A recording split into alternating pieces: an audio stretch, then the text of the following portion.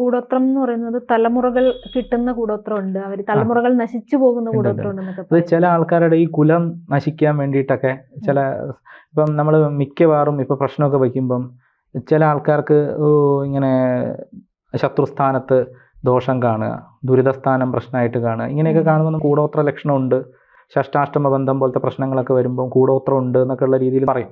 പക്ഷെ ഇവരിതെല്ലാം പരിഹാരം ചെയ്തിട്ട് വീണ്ടും പ്രശ്നം വയ്ക്കുമ്പോൾ ഇതേ സാധനം കാണും അവിടെ. ആദ്യം പറയുമ്പോൾ അടുത്ത വീട്ടിലുള്ള ആരോ ചെയ്തതാണ്, അപ്പുറത്തെ ആളാണ്, അയാൾ ശത്രുവാണെന്നൊക്കെ പറഞ്ഞിട്ട് പരിഹാരം ചെയ്യും. പക്ഷെ പരിഹാരം ചെയ്ത് കഴിഞ്ഞാലും വീണ്ടും ഇതേ പ്രശ്നം തന്നെ പ്രശ്നം വയ്ക്കുമ്പോൾ തെളിഞ്ഞു വരുന്നത് കാണാറുണ്ട്.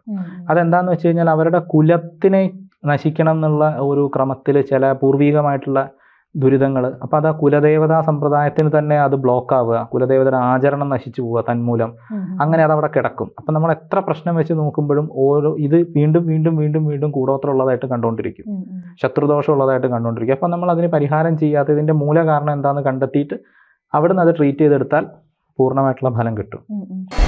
ജ്യോതിഷവുമായി ബന്ധപ്പെട്ട എല്ലാ വിശേഷങ്ങളും നിങ്ങളിലേക്ക് എത്താൻ ABC ജ്യോതിഷം സബ്സ്ക്രൈബ് ചെയ്യുക.